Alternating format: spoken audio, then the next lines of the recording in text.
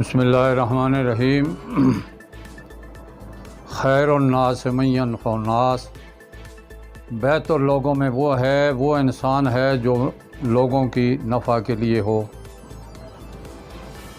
अल्लाह रब्बुल इज़्ज़त का लाख लाख शुक्र है कि आज 14 अगस्त के मौके पर मुझे ये बात करने की अल्लाह ने तौफ़ीक नसीब अता फ़रमाई। मैं अल्लाह रब्बुल इज़्ज़त का शुक्रगुज़ार हूँ और सब ने अल्लाह का शुक्रिया अदा करना चाहिए।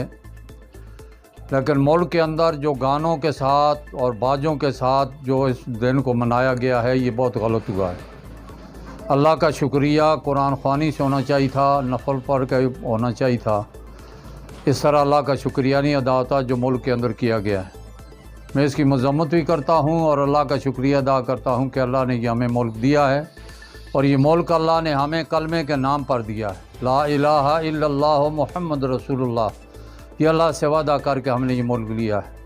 लेकिन इस मुल्क में आज तक जितने हुक्मरान आए, हमारी बदकिस्मती, इस मुल्क की बदकिस्मती और इस अवाम की बदकिस्मती पाकिस्तान की कि उन्होंने मुल्क को लूटने के अलावा कुछ नहीं किया। मैं हालात हाज़रा पर आपसे ज़रा गुजारिश करना चाहूँगा कि 2 साल से जो लोग हमारे ऊपर मुसल्लत हैं मुल्क के अंदर, आए दिन धोखा कर रहे हैं। महंगाई के अंदर, बिलों के अंदर, बिजली बिल, गैस बिल, दूसरे पेट्रोल का मसला, डीज़ल का मसला, जितने भी मसाइल हैं महंगाई के अंदर, वादे तो कर रहे हैं कि हम इन्हें दूर कर रहे हैं, कम कर रहे हैं, फलां कर रहे हैं, लेकिन कुछ भी नहीं कर रहे। इसी में मैंने अगले जुम्मे को ये कहा था कि हाफ़िज़ नईम साहब, आपसे आहत किया जाएगा, आपके साथ धोखा किया जाएगा। ये लोग वादा वफाई नहीं कर रहे। ये लोग उन्हीं लोगों की नस्ल से हैं जो हमारे ऊपर 75 साल से मुसल्लत हैं और इन्होंने अल्लाह और अल्लाह के रसूल के साथ धोखा किया है कि पाकिस्तान का मतलब क्या, ला इलाहा इल्लल्लाह मुहम्मद रसूलुल्लाह। आज तक वो निज़ाम खुदाबंदी इस मुल्क के अंदर नाफिज़ इस अवाम पर नहीं किया। ये बिजली के इस मसले में भी ये आपसे धोखा करेंगे। वही धोखा हुआ है, उनके धरनों को तो ख़त्म किया, लेकिन आज तक कितना वक्त गुजर गया है, कितने दिन गुजर गए, कुछ भी नहीं हो रहा।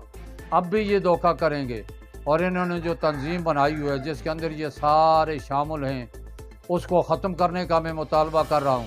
उसे ख़त्म किया जाए और उसके नाम पर ये मुल्क को लूट रहे हैं।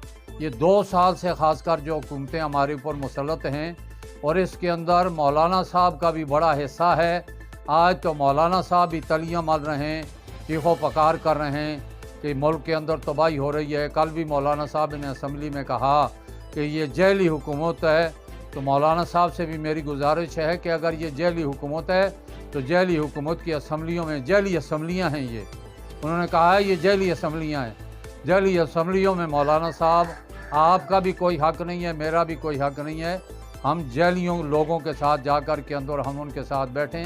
ये सारा एहतजाज हमने बाहर करना है और इस दलदल से जो पाकिस्तान इस वक्त तबाही बर्बादी की तरफ जा रहा है और आखिर दाने तबाही के दाने पर खड़ा है, इसके लिए हम सब ने जद्दोजहद करनी चाहिए।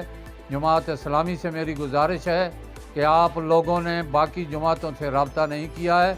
इसमें जमीयत उलमा इस्लाम नज़रियाती पाकिस्तान अल्हम्दुलिल्लाह 4 सूबों की और शमाली इलाका जात की जमात है और अल्हम्दुलिल्लाह पूरे मुल्क में हम काम कर रहे हैं और इसी पर हमने अल्हम्दुलिल्लाह जिहाद अफ़गानिस्तान के अंदर भरपूर हिस्सा लिया है।